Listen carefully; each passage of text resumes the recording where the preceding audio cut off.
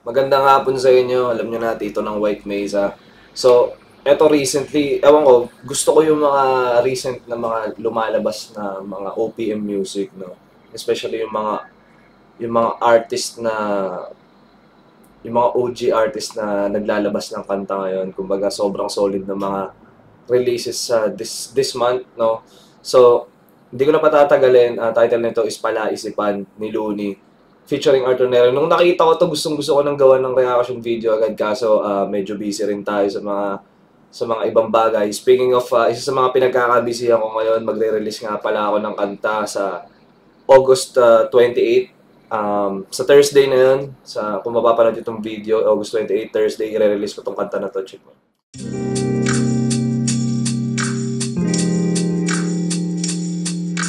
Baby, you can tell me what you want. Makulit ka na, lahat ka talaga. Ay talaga. Baby, you can tell me what you want. Makulit ka na, lahat ka talaga. Ay talaga. Baby, you can tell me what you want.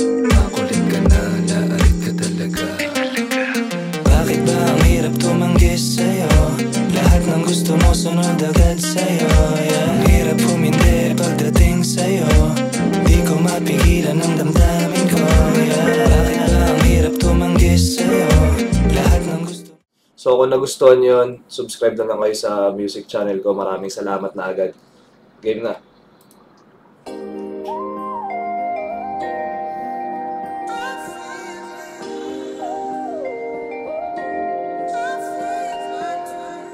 Sa panaisipan ba tayo dapat nagsisimula?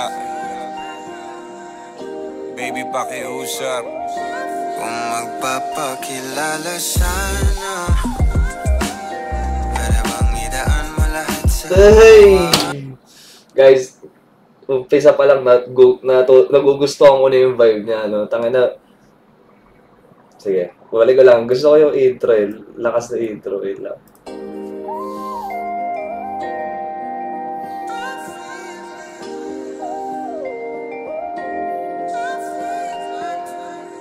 Sa panaisipan ba tayo dapat nagsisimula? Baby, pakiusap. Kung magpapakilala sana, para bang idaan mo lahat sa hawa. At ikaw lang sa atin dami-dami ng mga pasikot-sikot sa iyong katawan. Sana nabulag sa iyong mga Tang sarap nung ano. Iba talaga yung Arthur Neri, guys, eh. Tsaka sa totoo lang, ngayon ko lang narinig si Arthur Neri sa ganitong klase ng instrumental, like yung talagang parang 2000s R&B na more on parang hip hop R&B, no. Ngayon ko lang narinig si Arthur Neri sa ganitong klase ng instrumental.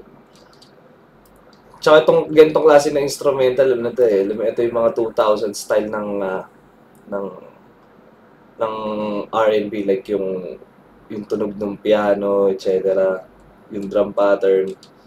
Very 2000s, which is, talaga, parang ito talaga yung era ni Looney. Kumbaga, Looney era talaga to. Tsaka nung yung huling kanta ni Looney, nirelease niya hindi yung kasama si, ni Dionela, yung kasama niya sa Frizelan, yun din, parang ganito rin yung vibe ng instrumental. Pero ang lakas, ang sarap. Ngayong ulat, feeling ko, comment down nyo na dapat mag-release si Arthur Nero ng mga ganitong klase ng mga R&B songs.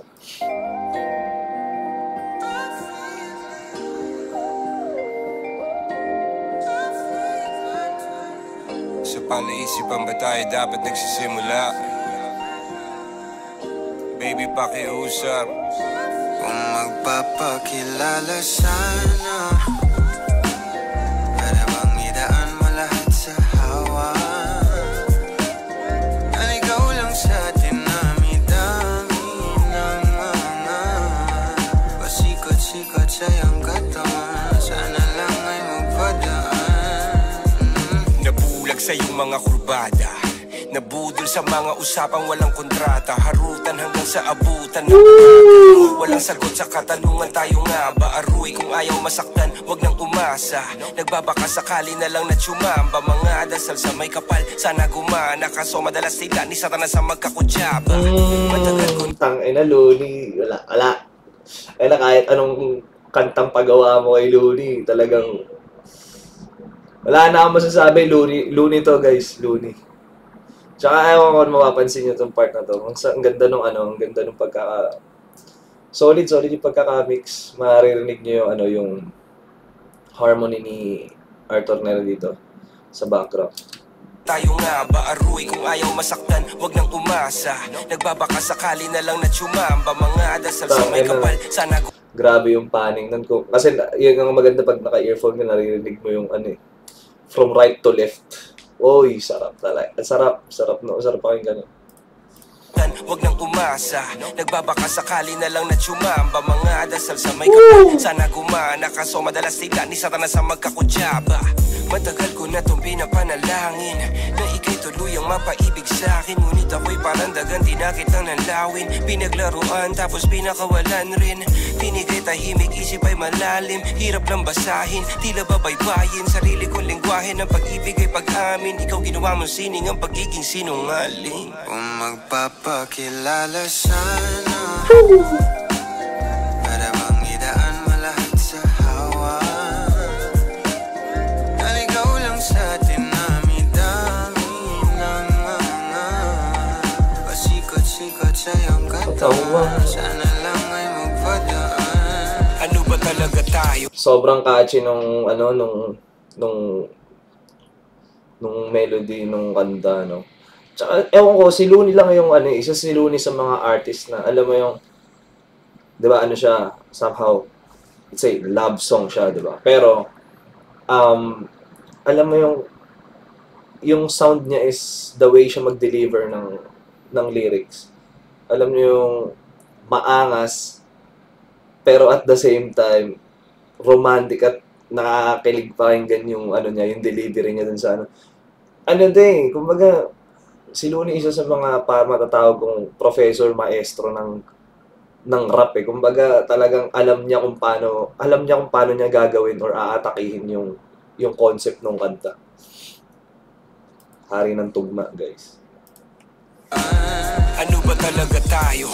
Para lang klaro, kailangan ko malaman kung mahal mo pa ba ako. Naglalaro ka lang ba o nananarantado? Kasi nakita ko kahapon may kasama kang bago. Ayoko nang umasa sa mga usapang malabo. Parang gamo-gamong nadarang at napaso. Nadala at mas lalo lang nawala at naglaho ang mga balak at plano. Nagmukha pa akong gago kaya walang mga pangako. Puro para-paraan, laging telebabad kahit walang tawagan. Araw-araw normalan kasi para pa saan ang mga sumpaan kung wala namang karapatan. Ibig ko maliwanagan, wag mo sanang diliman. Kapaan parang magkasintahan sa sinihan. Matinding palaisipan, sa dami ng pasikot-sikot nagkakasalisihan. Magpapakilala sana. Basically, yung kanta is about, let's say, para siyang situationship eh, no? Kaya siya parang magpapalaisipan na hindi okay, let's say sa female perspective rin, like vice versa, male perspective. Kumbaga parang, alam mo yun, walang clear label, alam mo yun, parang, yun nga, parang okay kayo, pero wala talagang label na kung kayo talaga, parang ganun, type shit. Para bang idaan mo lahat sa hawa. Naligaw lang sa dinami-dami ng mga pasikot-sikot sa iyong katawan. Sana lang ay magpadaan. Oras at konting espasyo lang ang kailangan. Sana may bridge. Ngunit parang di naman to hadlang. Palapit na tayo sa kalagwagan. May dalawang magkasintahan sa takas ng Umamsim yun, may bridge siya. Tsaka guys, sa totoo lang, na-appreciate ko yung visuals. Natutuwa ako sa visuals. Like, sobrang cinematic niya. So, alam mo yung simple yung music video. I mean, simple and easy to watch siya. Pero at the same time, alam niyo yung aesthetic, yung vibe, yung pagiging cinematic niya. No? kumbaga mas na ka-capture niya yung essence ng concept ng kanta. Like, it gives like yung seriousness ng concept ng kanta. Mas nabibigyan ng emphasis ng music video kung yung kumbaga yung seriousness ng concept ng kanta. Arthur Neri, maglabas ka ng mga ganitong klaseng type beat na R&B. May dalawang magkasintahan sa taas ng bundok. Nagkasundong tapusin ang buhay nilang malungkot. Hindi na masaya sa kama, hanap na ituldok. Usapan ay sabay silang tatalon sa tuktok. Sabi niya, magtiwala ka lang sa akin, mahal ko. Talon tayo ng sabay, pagbilang ko ng 3. Kaso lang, ang problema, pagkatapos niyang bumilang, siya lang ang tumalon. Si babae nagpaiwan, habang nakatingin sa kanya nakangiti lang. Ngunit biglang nagulat ang babae nang nakitang nakangiti din si lalaki habang pababa siya. Sabay biglang bukanan ng buhalang para kaida. Ngayon sino mas taksil sa dalawa? Sino ang mas tuso? Sino ang mas tanga talaga? Yung lalaki ba na may dalang backup plano? Yung babae na wala siyang backup.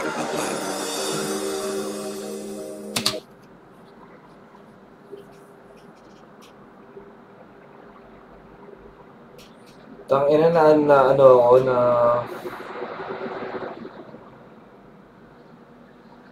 so hindi pala yun yung talagang concept ng kanta, no? Yung first initial thought ko. Yun yung maganda sa mga ganitong live reactions eh. Like, yung ganitong mga, ano yun, yung shock value ng realization. Tangina, yan ang bigat nun, Dunes. Si Looney lang, isa lang, kaya mo masasabi isa sa mga, kumbaga, Looney is him talaga eh. Kumbaga, yung mga concepts niya na ano, naiisip niya ang concept, kumbaga. Hindi ko talaga in-expect na dun pupunta yung ano.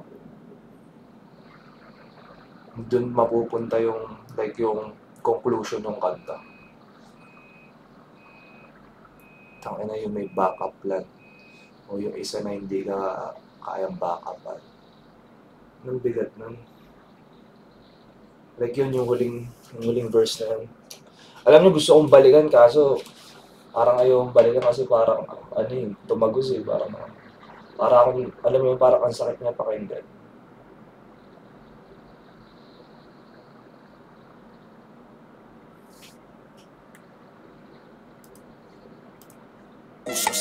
Sino mas taksil sa dalang nakitang nakangiti din si niya nakangay nagpaiyak. Ang problema ko, talon tayo ng sa tutuktok.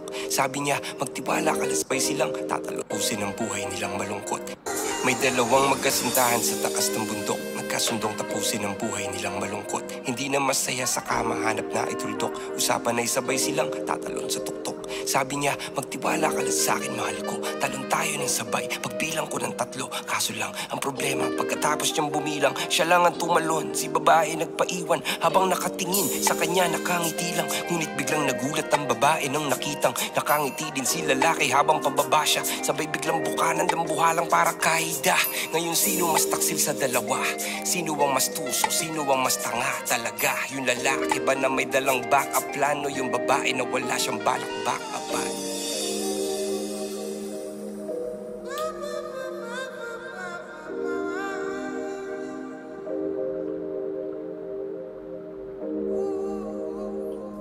Naiintindihan ko na kung ba't may blindfold si Arthur Neri. Ay kumbaga bulag sa pag-ibig.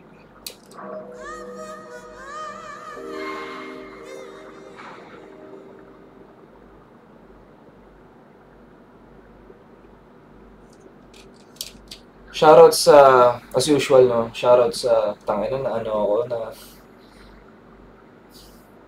which is, it means like the music is strong, the music is real. Kasi, na-translate ng mga artists sa viewer, like ako, limbawa, as a viewer, na-translate ng mga artists na to, si Looney at si Arthur Neri, yung concept, like, yung emotion ng kanta. So, effective siya.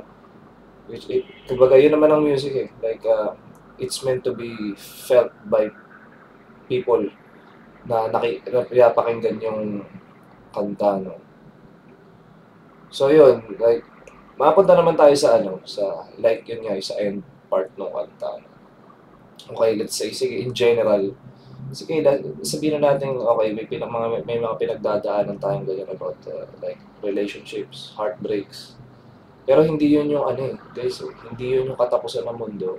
Baga never think about doing like, paano ko ba sabihin na, like ending your own life dahil lang sa relationship na kumbaga hindi nag-work. Alam niyo yun, there's more to life.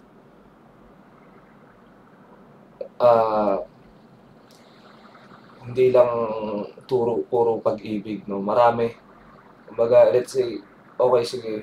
Ako, hindi naman ako bago rin sa ganyan. Kumbaga, may mga pinagdaanan din akong heartbreak. Relationships na ganyan.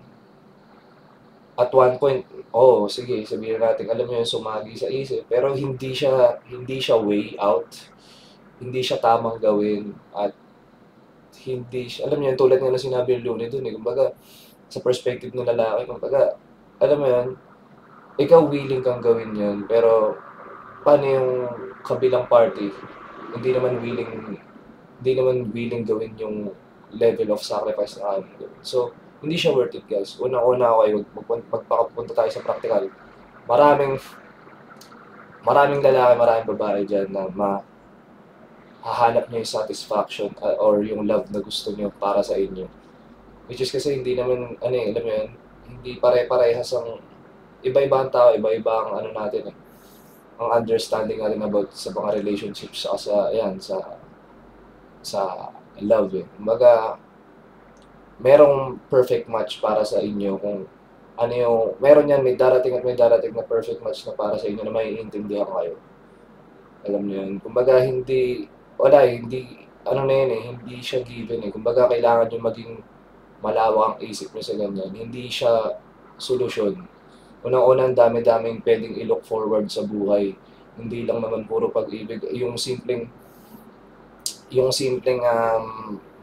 kakainin mo lang sa hapunan enough reason na yun para maging excited ka sa hinaharap. Yung mga ganung simpleng bagay. Nasa sa tao yan kung paano may motivate yung sarili mo Hindi siya dapat manggaling sa ibang tao.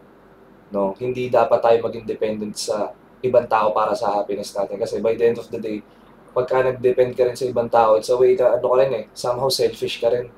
Selfish ka rin pagka dinedepend mo yung happiness or yung energy motivation mo sa ibang tao. At akala mo parang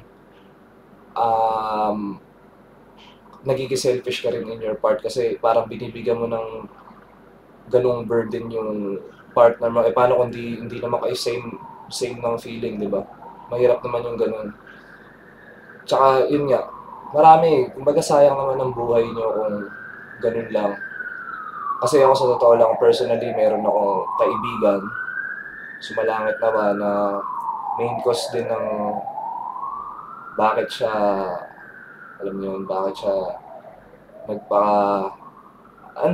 kaya ako sinasabi to, alam niyo naman tayo dito sa White Mesa, kumbaga, lessons learned lang din. Kumbaga, sinishare ko lang din sa inyo to para, alam niyo, hindi ko alam kung sino yung nanonood dyan, baka may similar situation na pinagdadaanan tulad nung concept nitong kanta, no? So, might as well, if it helps, no? Meron din akong kaibigan dati na nagpakamatay, sumalangit nawa dahil sa ganitong klase ng problema about sa partner, alam niyo yun. Which is, yun, kaya tumama sa akin kasi siya yung naalala ko din na, alam niyo, hindi sila same ng isip about sa relationship nila. So, kumbaga, nagpatalo siya sa, alam niyo yun, sa emosyon, sa bugso ng damdamin, no? Hindi niya na-control. Which is, hindi ko alam kung basta, if ever seek help, importante may nakakausap kayo about sa mga ganyang klase ng problema, no? Hindi siya solusyon, guys. Tandaan niyo lagi, there's more to life. Nang masyado yung pinapaikot yung sarili niyo sa isang tao, no? Hindi dapat ganun. Kumbaga, dapat you're your own person. that may sarili kang identity. Hindi mo dapat ibase yung sarili mo sa ibang tao. Hindi lang sa pag-ibig or sa love or sa relationships. No? Kahit sa ibang aspeto ng buhay din. It applies, no, na hindi siya solution, guys. Marami pang pwedeng mangyari. Like, for example, okay, may pinagdadaanan ka ngayon. Hindi mo alam, next week, may ibang magandang mangyayari. Alam niyo yun, always look forward on the brighter things, sa positive side.